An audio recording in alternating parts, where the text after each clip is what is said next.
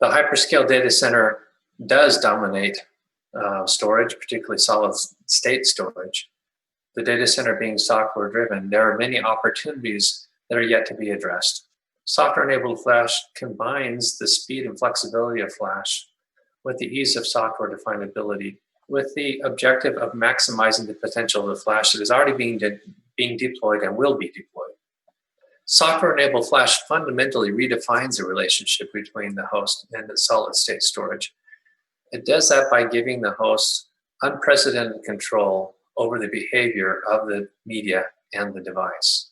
In other words, it maximizes the value of the flash.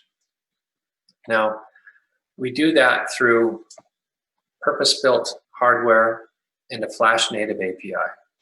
Abstraction is a key way that we do this by abstracting out the hardware functions that are listed here, as well as giving software abstraction to key behaviors.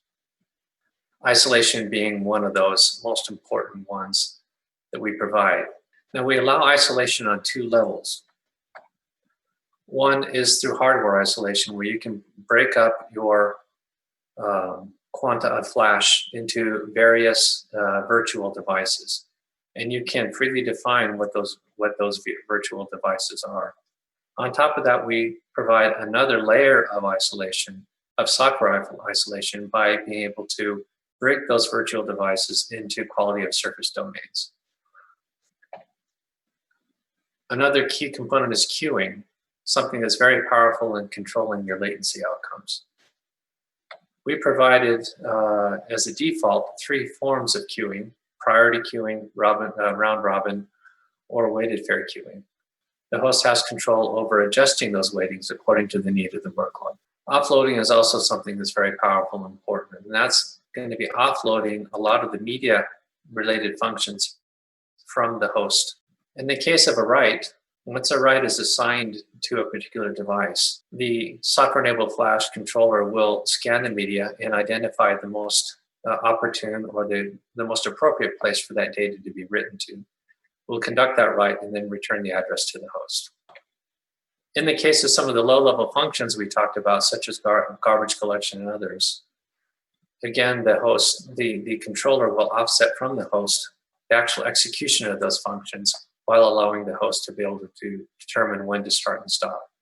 Those that include garbage collection, wear leveling, compaction, and others. Finally is the value to the business and the enterprise. One of the key objectives we have with software-enabled flash is by those who adopt the API to be able to fit with the most recent or the upcoming generation of flash. And an important factor in TCO is always being able to get onto that new generation of flash as soon as possible. If you adopt this API, you can do that because each generation of flash will just work. That will therefore allow you to reassign your resources to those things that are much more important to your enterprise. Finally, as you continue to adopt, or as data centers continue to adopt flash over hard drives, the ability to dynamically meet the needs of that storage to the need of the data center will really aid in maximizing the value of what's being purchased and what's being deployed.